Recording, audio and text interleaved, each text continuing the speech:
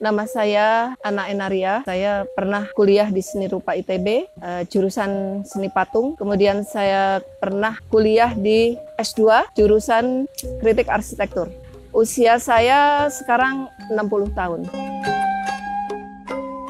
Saya ini pernah mengajar di 5 perguruan tinggi. Alhamdulillah, tapi sekarang sudah pensiun. Di antaranya saya mengajar di STISI, Sekolah Tinggi Seni Indonesia, lalu di Petra, UK Petra, kemudian di ITS, di jurusan Desain Produk, dan yang lainnya di Jalan Dharma Wangsa. Itu saya agak lupa nama perguruannya karena waktu itu saya tidak terlalu lama di sana. Saya kira itu saja yang saya ingat karena memang sudah sangat lama karena saya sekarang sudah pensiun. Yang mengajar, ya membuat sebuah usaha, yaitu sebuah usaha rumah makan Katineng. Sebuah rumah makan ikan bakar segar yang sekarang saya berdomisili di daerah Ulingi, Jalan Kedondong nomor 7. Pandean, Blitar, Ulingi, Blitar.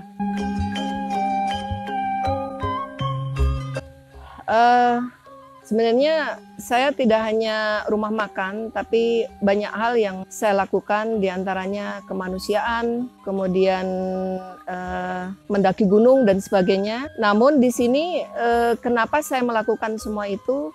Satu, bisa jadi usia itu sudah tua, sudah sepuh, sudah uzur, tapi semangat tidak boleh luntur.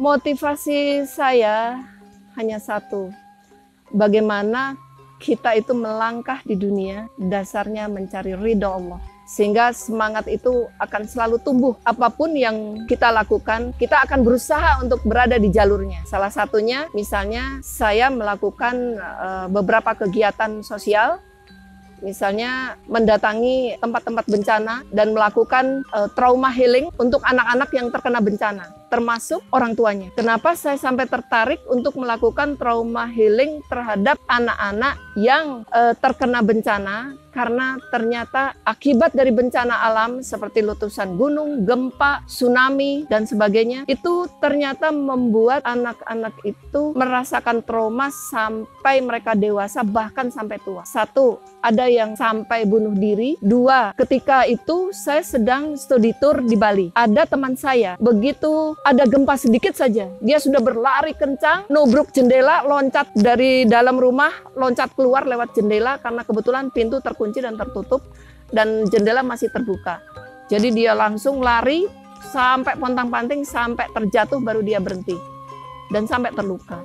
Dari situ jujur saya terenyuh dan merasa sedih melihat teman saya sampai seperti itu, sampai terluka badannya.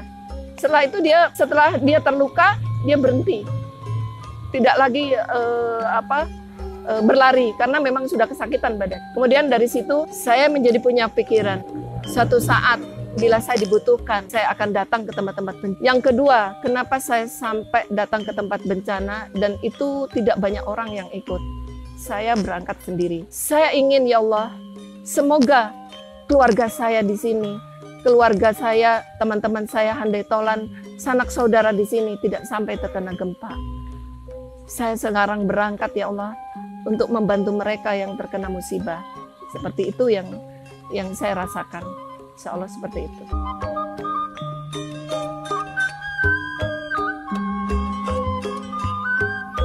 Baik, semua yang membuat saya mendaki gunung hanya satu. Bagaimana, jujur saja, saya merasa hati saya itu begitu kotor. Banyak prasangka buruk terhadap orang, banyak jelek hati, banyak sering marah dan sebagainya. Ya Allah, kemana saya harus membeningkan hati ini? Jadi saya mendaki gunung dalam rangka membeningkan hati. Dari situ saya setiap langkah diikuti dengan zikir. La ilaha illallah, la ilaha illallah, Allahu akbar, Allahu akbar, subhanallah, subhanallah, astaghfirullahaladzim. Di antaranya seperti itu yang saya lakukan. Dan betapa indahnya ketika saya bisa melantunkan ayat-ayat suci Al-Quran di puncak gunung. di atas gunung, di lereng gunung. Subhanallah. Jujur, itu masa yang paling indah selama saya di gunung adalah hal yang seperti itu. Luar biasa. Saya merasa hanya ada aku dan Dia, Maha Kuasa, Allah Subhanahu wa Ta'ala. Seperti itu.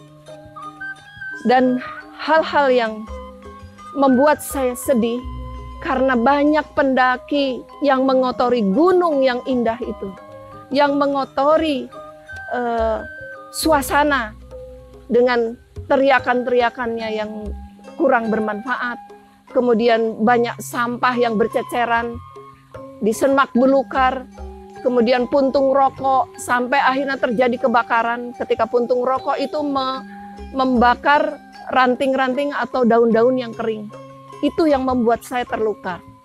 Dan saya sangat sedih di situ bila banyak pendaki yang melakukan hal semacam itu.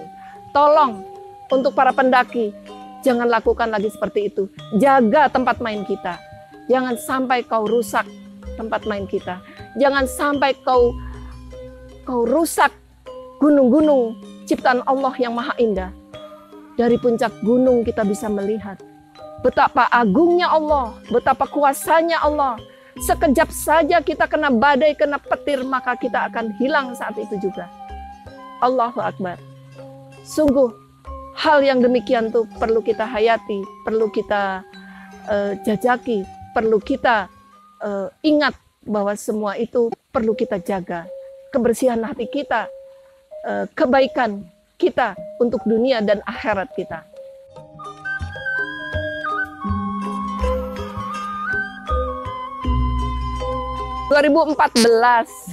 Iya, betul, 2014 terakhir Gunung Merapi. Kalau Kerinci 2011. Kemudian Kinabalu yang luar negerinya 2000 apa ya?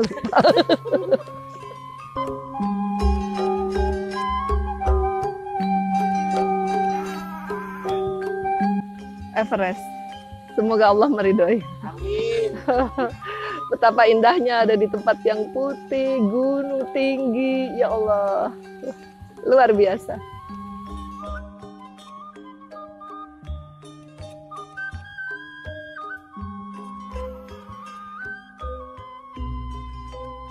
Apa yang bisa saya perbuat untuk membantu mereka?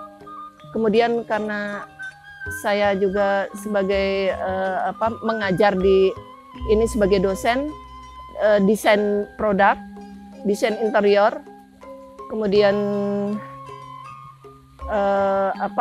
desain produk, desain interior, DKV. Alhamdulillah saya punya kemampuan untuk menggambar.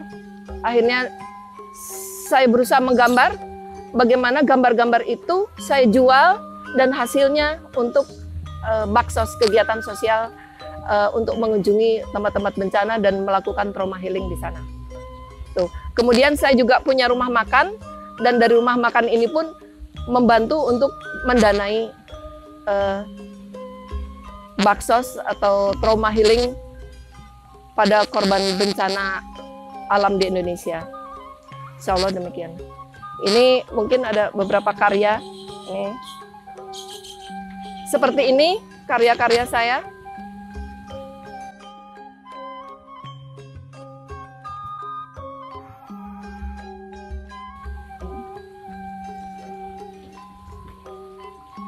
Nih. Kemudian ini juga, ini setiap saya datang ke suatu tempat, saya berusaha selalu membuat karya-karya gambar, karya-karya drawing atau lukisan dimanapun saya berada, sehingga hasilnya ternyata sekarang bisa membantu sesama manusia untuk melakukan kegiatan sosial seperti ini.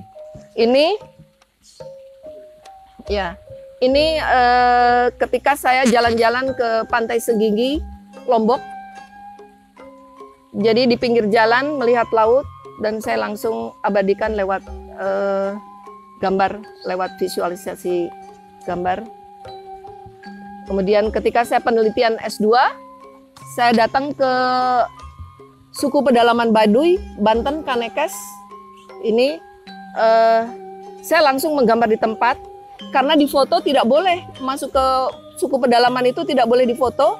Saya agak bingung bagaimana S2 saya bisa selesai kalau tidak ada bukti foto. Akhirnya saya coba untuk membuat karya lukisan, saya abadikan lewat drawing seperti ini. Tahun berapa itu? Ini tahun 2008. Tahun 2008. Iya, saya waktu itu masih penelitian S2.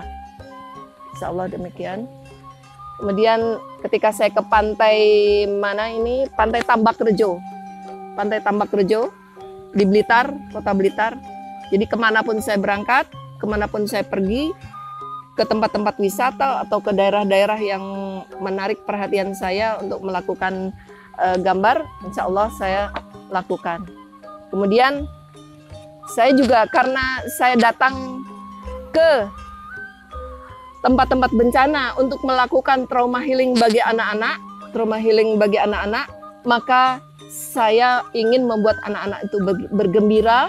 Kemudian mereka saya buatkan gambar, dan mereka mulai mewarna dan memberikan mereka motivasi bagaimana bahwa sebuah karya lukisan bisa menghasilkan uang, bahkan untuk membantu orang lain sekalipun, seperti itu.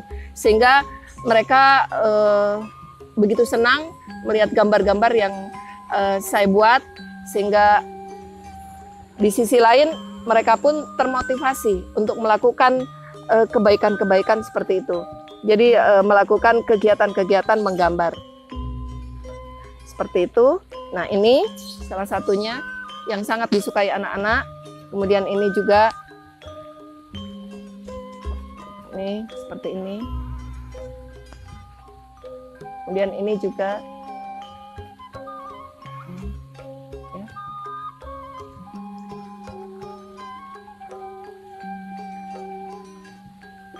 Mereka tampak bersemangat ketika saya perlihatkan gambar hasil karya saya.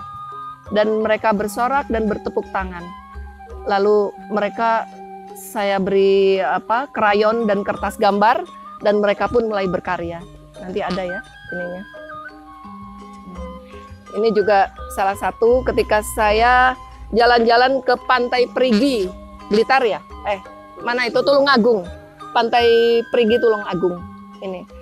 Jadi orang lain jalan-jalan kemana, saya duduk di satu tempat, saya lihat pemandangan di depan saya. Alhamdulillah saya bisa menangkap apa yang keindahan yang ada di situ. Bagaimana laut itu beriak-riak, bagaimana pegunungan itu mulai meredup ketika mulai senja ya. Ada sinar orange ya, ada sinar orange, ada biru, ada yang gelap. Kemudian bagaimana perahu-perahu itu mulai berdiam di pinggir, mulai beristirahat, dan itu sangat berkesan bagi saya, sehingga saya berusaha untuk menumpahkannya lewat sebuah gambar. Nah, ini ketika saya, ini mungkin bertolak belakang dengan pakaian saya, tapi saya bukan seorang yang fanatik. Saya melakukan menggambar ini adalah salah satu dunia ketujuh keajaiban dunia. Waktu itu teman-teman saya bersama teman-teman berangkat ke Jogja, dan saya minta waktu barang 1/4 jam saja. Saya bilang gitu, silakan saya ditinggal. Jadi teman-teman sudah berangkat kemana, saya masih ada di satu tempat dan mengabadikan Candi Borobudur ini. Baik, ada satu lagi yang mungkin akan saya perlihatkan, tetapi sebenarnya masih banyak yang ingin saya perlihatkan, tapi karena waktu mungkin tidak mencukupi. Dan ini ketika saya sedang melakukan baksos di Sulawesi, ketika terjadi gempa. Ini salah satu masjid yang ada di Donggala, di pinggir pantai. Jadi masjid ini masih utuh, masih bagus. Bangunan-bangunan di depannya itu sudah hancur seperti itu. Dan disinilah saya sangat terkesan. Insya Allah mungkin masjid ini dipakai oleh banyak orang untuk sholat, sehingga Allah masih membuat masjid ini tegak tanpa kurang suatu apapun. Tidak ada kerusakan sama sekali. Ini membuat saya terharu, luar biasa. Ini adalah kebesaran Allah yang luar biasa, yang tiada taranya. Tapi ketika saya melihat ada masjid yang ambruk, apakah masjid ini betul-betul dipergunakan oleh seluruh umat Islam yang ada di sana? Itulah yang membuat saya berpikir, kenapa ada masjid yang sampai ambruk seperti itu? Apakah hanya sekedar bencana alam? Ataukah ada sesuatu yang lain? Kenapa di satu sisi ada masjid yang masih tegak seperti ini? Ini sangat luar biasa. Bagi saya inilah yang menginspirasi saya. Salah satunya adalah bagaimana saya melihat kebesaran Allah dikala bencana itu datang. Alhamdulillah, sampai sekarang saya diberi kesempatan oleh Allah Subhanahu wa Ta'ala untuk melakukan perjalanan-perjalanan yang luar biasa. Yang tadinya saya tidak pernah terpikir bahwa saya bisa mengetahui, bisa tahu, bisa merasakan sesuatu yang telah Allah berikan untuk umat manusia. Salah satunya adalah bencana. Kenapa bencana itu sampai terjadi? Sehingga timbul satu pemikiran-pemikiran yang mendalam pada diri saya. Berarti apa? Bahwa selama hidup manusia di dunia ini, berbuatlah kebaikan, kebaikan, kebaikan, kebajikan-kebajikan.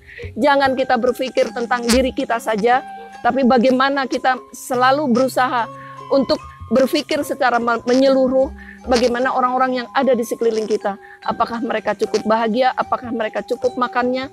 Apakah mereka itu cukup kondisinya sehat dan sebagainya. Alhamdulillah, Allah telah memberikan saya kesempatan untuk melihat semua itu, sehingga alhamdulillah saya mendapatkan pemahaman-pemahaman yang luar biasa, pelajaran-pelajaran yang Allah berikan kepada saya, sehingga saya bisa berjalan di muka bumi ini lebih tenang lagi.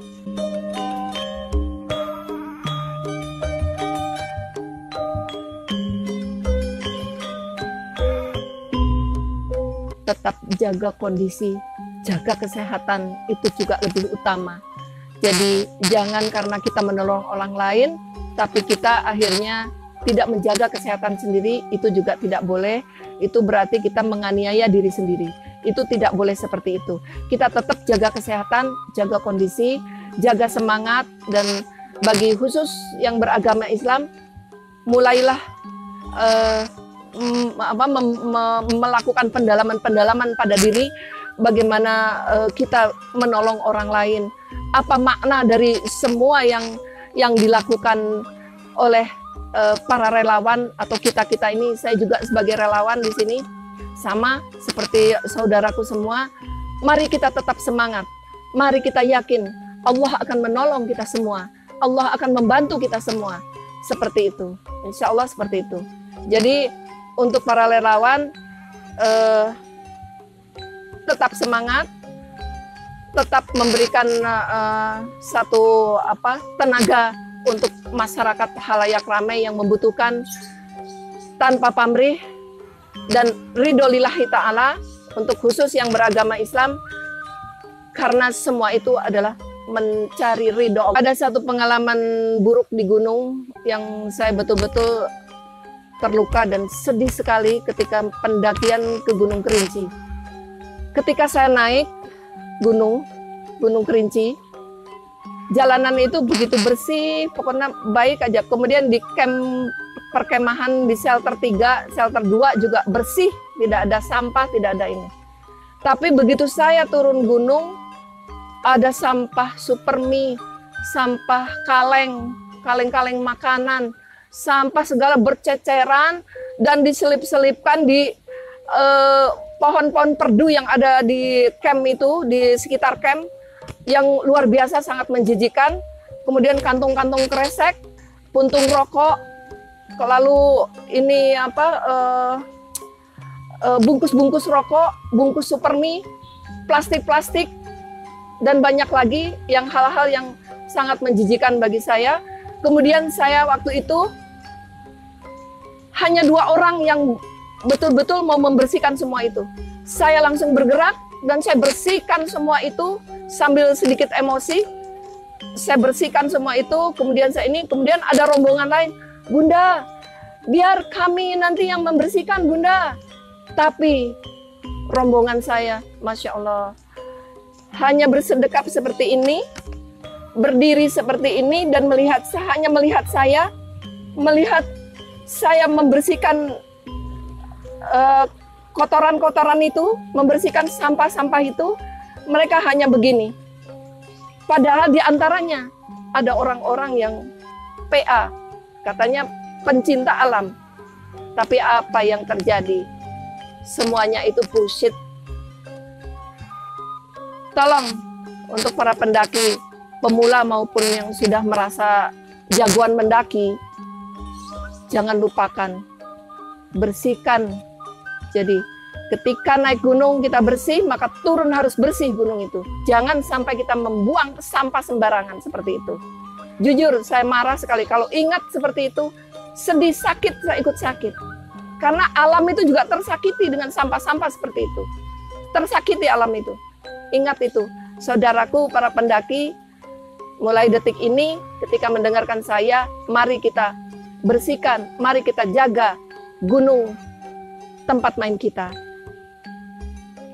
Semuanya itu adalah dari hati kita yang paling dalam, yang bisa membuat kita berperilaku lebih baik lagi. Saya kira demikian, Nanda. Baik saudara-saudaraku sekalian, mohon maaf bila ada prakata yang kurang mengena, terutama untuk para pendaki, jangan tersinggung ya. Insya Allah semua itu untuk kebaikan kita semua. Mari kita jaga tempat main kita. Semoga Allah juga akan memberikan keselamatan bagi kita dimanapun kita berada, melimpahkan rezeki, dan selalu kita berada di jalannya. Insya Allah. Wassalamualaikum warahmatullahi wabarakatuh.